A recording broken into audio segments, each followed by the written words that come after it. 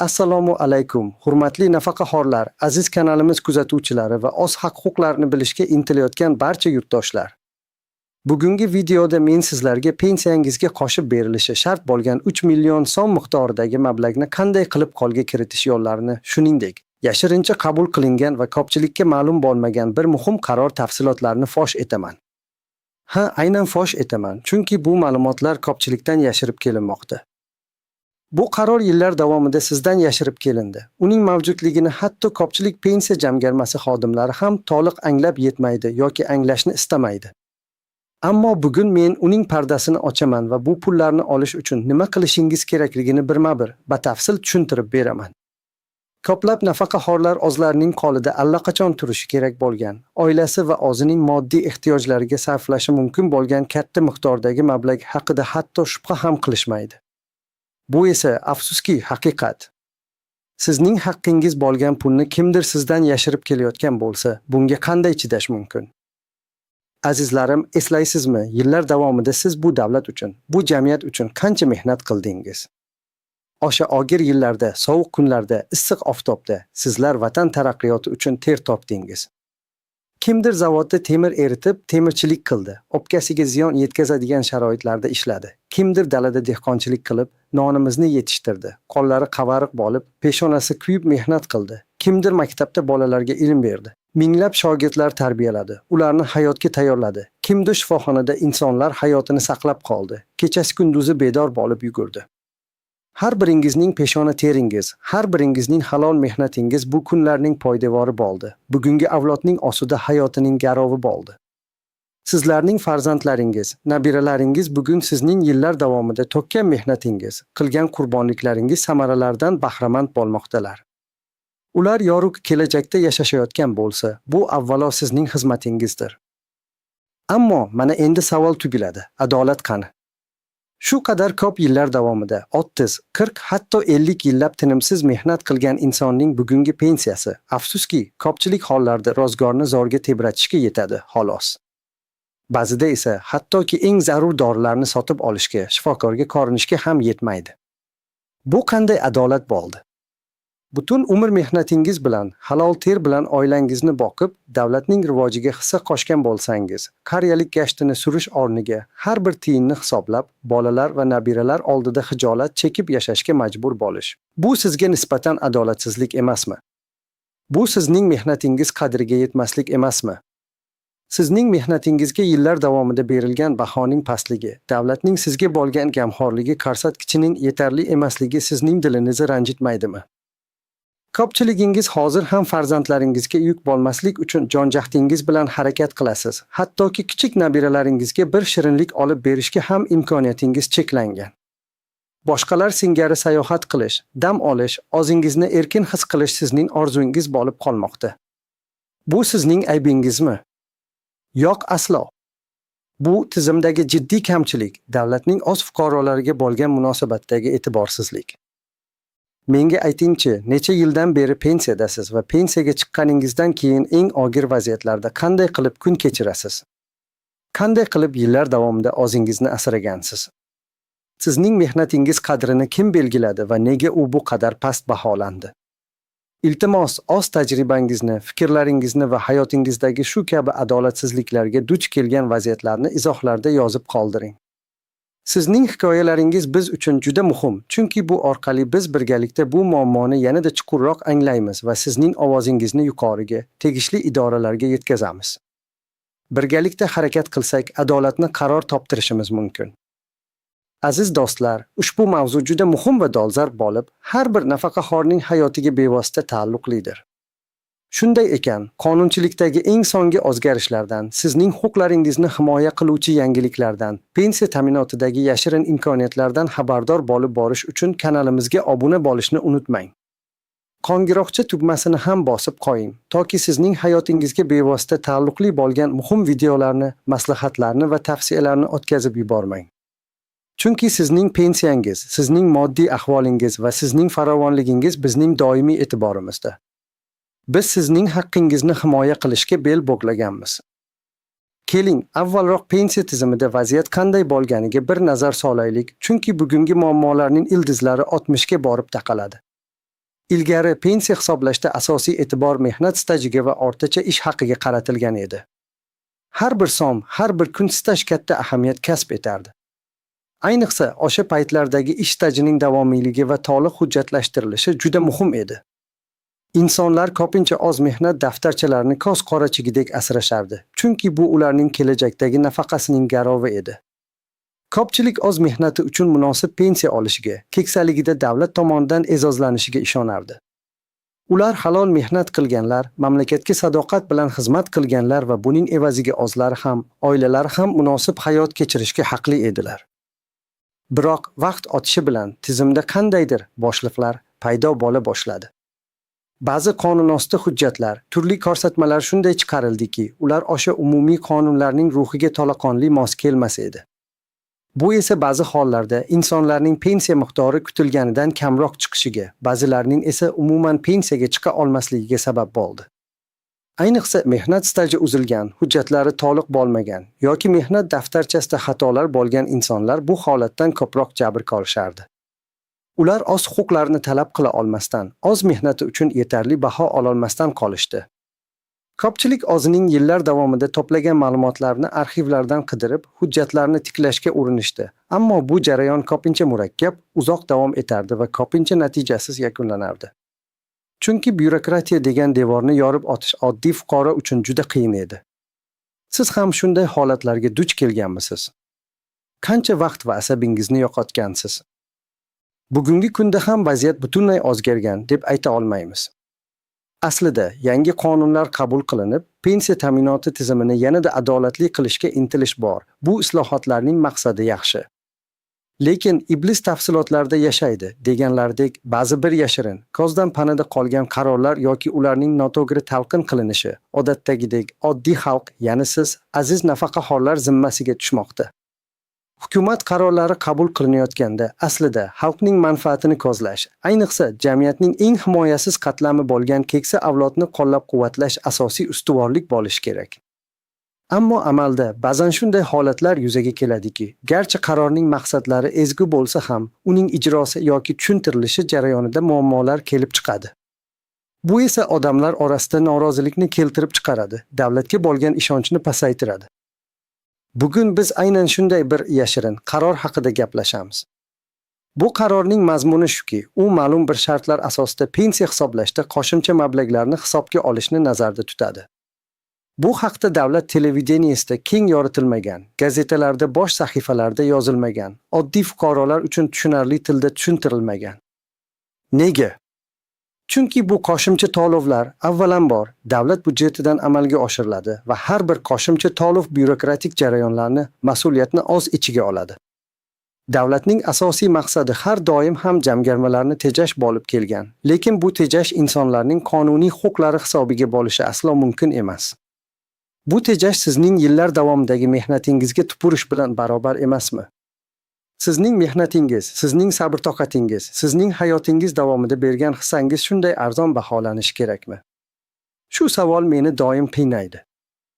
Pensiya bu nafaqat bir moddiy yordam, balki bu insonning o'z hayoti, o'z mamlakati oldidagi burchini ado etgani uchun davlat tomonidan beriladigan hurmat va ehtirom belgisidir. Afsuski, ko'p hollarda bu hurmat yetarli darajada namoyon bo'lmaydi, balki ko'rsatilgan hurmat shunchaki qog'ozlarda qolib ketadi. Mana aynan shu nuqtada biz bugungi videoning asosiy mavzusiga yaqinlashib kelmoqdamiz. Qaysi toifadagi nafaqaxo'rlar bu holatda xavf ostida? Avvalo, bu bir joyda uzoq vaqt ishlamagan, bir necha tashkilotlarda faoliyat olib borgan, ish joylari tez-tez o'zgargan insonlar. Ularning mehnat daftarchalarida ba'zida to'liqsizliklar, yozuvlardagi noaniqliklar uchraydi. Ba'zan ish beruvchilarning o'zlarining mas'uliyatsizligi sababli yozuvlar noto'g'ri kiritilgan, sana xato bo'lgan yoki umuman ishga qabul qilish va bo'shatish haqida buyruqlar yozilmagan holatlar ham bo'ladi. Shuningdek, xususiy sektorda ishlagan, lekin ish beruvchilar tomonidan pensiya jamg'armasiga to'lovlar o'z vaqtida yoki to'liq amalga oshirilmagan fuqarolar ham xavf ostida. Ularning staji to'liq hisobga olinmay qolishi mumkin, chunki pensiya jamg'armasi ularni rasman ishlamagan deb hisoblashi mumkin. Bunday holatda xususiy korxona rahbarlarining mas'uliyatsizligi oddiy ishchining kelajakdagi pensiyasiga soya soladi. Bunday ishlarni pensiya jamg'armasi tekshirib, aybdorlarni javobgarlikka tortish o'rniga ko'pincha muammoni pensionerning zimmasiga yuklaydi. Bundan tashqari, ayrim kasblar vakillari, masalan, o'qituvchilar, shifokorlar, madaniyat xodimlari orasida ham shunday muammolarga duch keladiganlar bor. Ular ko'pincha qo'shimcha yuklamalar bilan, qo'shimcha soatlarda ishlagan, ammo bu qo'shimcha mehnat uchun pensiya hisoblashda yetarli e'tibor berilmagan bo'lishi mumkin. Masalan, bir o'qituvchi 15 yil maktabda ishlagan, lekin uning to'lovlari faqat 12 yil uchun hisobga olingan. Bu 3 yil qani? U 3 yil davomida havoga ishladimi? Endi esa kimlarga aynan ushbu 3 million so'mlik qo'shimcha pul tegishi mumkinligiga kelsak. Bu qo'shimcha mablag' birinchi navbatda mehnat staji ko'p bo'lgan, ayniqsa shu stajining bir qismi og'ir va zararli sharoitlarda o'tgan insonlarga tegishlidir. Gap shundaki, ma'lum bir yashirin qarorga ko'ra, pensiya hisoblashda ish stajining ayrim davrlari uchun maxsus koeffitsiyentlar qo'llanilishi kerak edi. Masalan, konlarda, kimyo sanoatida, issiq sexlarda ishlagan insonlarning har bir ish yili 1,5 yoki 2 yil deb hisoblanishi kerak edi. Lekin bu koeffitsiyentlar amalda qo'llanilmagan yoki pensiya jamg'armasi xodimlari tomonidan noto'g'ri qo'llanilgan, ya'ni bu imtiyozlar sizdan yashirib kelingan. Shuningdek, kamida 20 yil mehnat stajiga ega bo'lgan ayollar va 25 yil stajga ega bo'lgan erkaklar ham ushbu imkoniyatdan foydalanishlari mumkin. Ayniqsa bolalar tugish va ularni voyaga yetkazish davrida ish stajida uzilish bo'lgan ayollar uchun ham maxsus hisob-kitoblar mavjud bo'lishi kerak. Onalik nafaqasi, bolaga gamxo'rlik davri ham stajga qo'shilishi kerak edi, ammo ko'pincha bu davrlar hisobga olinmay qolgan. Bu qo'shimcha to'lovlar asosan o'sha sirli qarorga binoan ilgari hisobga olinmagan yoki noto'g'ri baholangan mehnat staji davrlarini qayta ko'rib chiqish orqali amalga oshiriladi. Tasavvur qiling, siz butun umr ishladingiz, davlatga, oilangizga xizmat qildingiz, ammo ma'lum bir sabablarga ko'ra, qandaydir byurokratik to'siq yoki e'tiborsizlik tufayli sizning huquqlaringiz to'liq himoya qilinmagan. Sizning mehnatingizdan o'sha paytda foydalanib, keksaligingizda uni inkor etish adolatdanmi? Albatta yo'q. Shuning uchun bu qo'shimcha mablag' bu sizning adolatli mehnatingiz uchun qonuniy haqqingizdir. Bu shunchaki bir iltimos emas, balki qonuniy talabdir. Siz bu pulni so'ramaysiz, siz o'zingizning haqqingizni talab qilasiz. Hurmatli tomoshabinlar, sizning ham hayotingizda shu kabi vaziyatlar bo'lganmi? Pensiyangiz siz kutgandek chiqmaganmi? Yoki sizga ham qandaydir qo'shimcha to'lovlar berilishi kerakligini his qilganmisiz, ammo pensiya jamg'armasidan aniq javob olmaganmisiz? Kimdir sizga bu haqda ma'lumot berganmi, ammo siz bunga ishonmaganmisiz? Iltimos, bu haqda izohlarda yozib qoldiring. Sizning har bir fikringiz, har bir tajribangiz boshqalar uchun ham dars bo'lishi mumkin. Sizning ishingiz qaysi sohada edi? Necha yil mehnat stajiga egasiz? Qaysi davrlarda og'ir yoki zararli sharoitlarda ishlagansiz? Bu ma'lumotlar bizga vaziyatni yanada aniqroq tushunishga yordam beradi va bizning kelajakdagi harakatlarimiz uchun muhim asos bo'lib xizmat qiladi. Unutmang, siz yolg'iz emassiz. Bu muammo millionlab insonlarga tegishli. Xo'sh, aziz do'stlar, endi eng muhim qismga o'tamiz. Bu 3 million so'mni olish uchun nima qilishingiz kerak? Qadam-ba-qadam batafsil tushuntirib beraman. Diqqat bilan tinglang va har bir bosqichni yodda tuting. Birinchidan, pensiya jamg'armasiga yozma ariza bilan murojaat qiling. Bu oddiygina murojaat emas, balki aniq va asosli talab bo'lishi kerak. Arizada o'zingizning pensiyangizni qayta hisoblab chiqishni so'rang. Ayniqsa, o'sha yashirin qarorlarda nazarda tutilgan maxsus koeffitsiyentlar yoki ilgari hisobga olinmagan mehnat davrlarini inobatga olgan holda. Arizangizda qaysi davrlarda og'ir va zararli sharoitlarda ishlaganingizni yoki stajingizda uzilish bo'lgan davrlarni aniq ko'rsating. Shuningdek, pensiya ta'minoti to'g'risidagi qonun va boshqa tegishli me'yoriy hujjatlarning sizning foydangizga ishlaydigan moddalarini eslatib o'tishdan cho'chimang. Agar sizda bunday qonunlarning raqami bo'lmasa, umumiy ravishda pensiya ta'minoti to'g'risidagi amaldagi qonunchilikka asosan deb yozishingiz mumkin. Ikkinchidan, arizangizga mehnat daftarchangizdagi barcha yozuvlarning nusxalarini ilova qiling.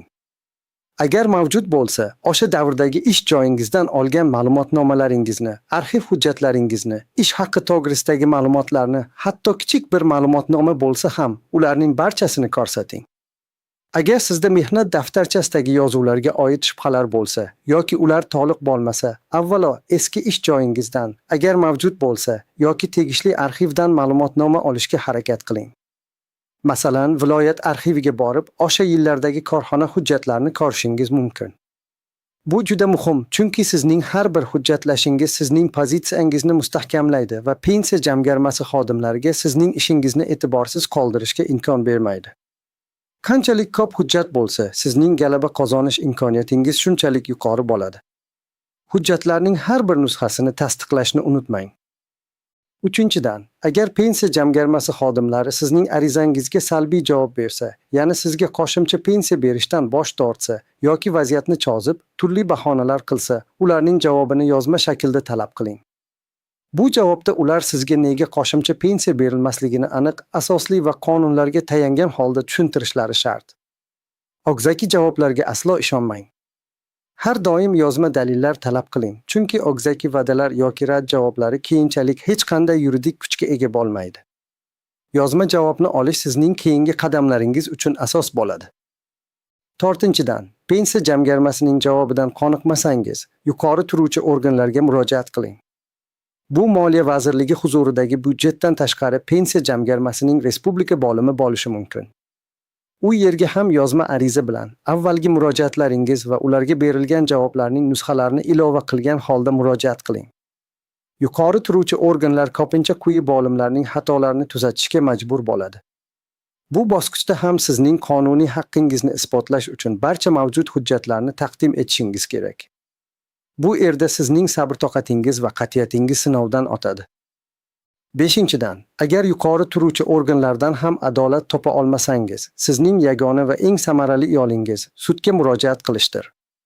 Fuqarolik ishlari bo'yicha sudlarga pensiyani qayta hisoblash va qo'shimcha mablag'larni undirish to'g'risida da'vo arizasi kiritishingiz mumkin. Bu holatda malakali yurist yordami sizga juda asqotadi. Chunki sud jarayonlari murakkab bo'lishi mumkin. Qonunchilikning barcha nozik jihatlarini bilish va hujjatlarni to'g'ri rasmiylashtirish talab etiladi. O'zbekiston Respublikasining Fuqarolik protsessual kodeksi va pensiya ta'minoti to'g'risidagi qonuniga asoslanib, siz o'z haqqingizni sudda himoya qilishingiz mumkin. Sud adolatning oxirgi instansiyasidir va ko'pincha aynan sud orqali siz o'zingizning haqqingizga ega bo'lasiz. Ko'pchilik sudga murojaat qilishdan qo'rqadi, lekin bu sizning konstitutsion huquqingiz va adolatni tiklashning eng ishonchli yo'lidir. Unutmang, qonuniy haqqingizni talab qilishdan aslo qo'rqmang. Bu sizning mehnatingiz, sizning sharafingiz, sizning davlat oldidagi xizmatingizning qadridir. Siz o'zingizning haqqingiz uchun kurashishga qodirsiz va biz sizga bu yo'lda yordam beramiz. Mana azizlar, bugun biz yashirincha qabul qilingan va ko'pchilikka noma'lum bo'lgan bir muhim qarorning pardasini ochdik. Sizning pensiyangizga qo'shilishi kerak bo'lgan 3 million so'mning siri, umid qilamanki, siz uchun ancha aniq bo'ldi. Men sizga bu pul qanday qilib tegishi mumkinligi haqida batafsil ma'lumot berdim, har bir qadamni tushuntirdim. Siz o'zingizning huquqlaringizni bilishga va ularni himoya qilishga loyiqsiz. Siz bu pulni albatta olishingiz kerak, chunki bu sizning halol mehnatingiz uchun qonuniy haqqingizdir. Endi esa men sizdan yana bir bor so'ramoqchiman. Siz shuncha yil ishlagan, davlat uchun ter to'kkan, hayotini fidokorlik bilan o'tkazgan bo'lsangiz ham, o'zingizning qonuniy haqqingiz bo'lgan 3 million so'mni olishga harakat qilmaysizmi? Bu adolatli bo'ladimi? Yoki siz ham ko'plab boshqalar singari bu haqda jim yashayverasizmi? O'zingizni haqsiz deb hisoblab yuraverasizmi? Javobingizni izohlarda kutaman. Sizning fikringiz biz uchun juda muhim.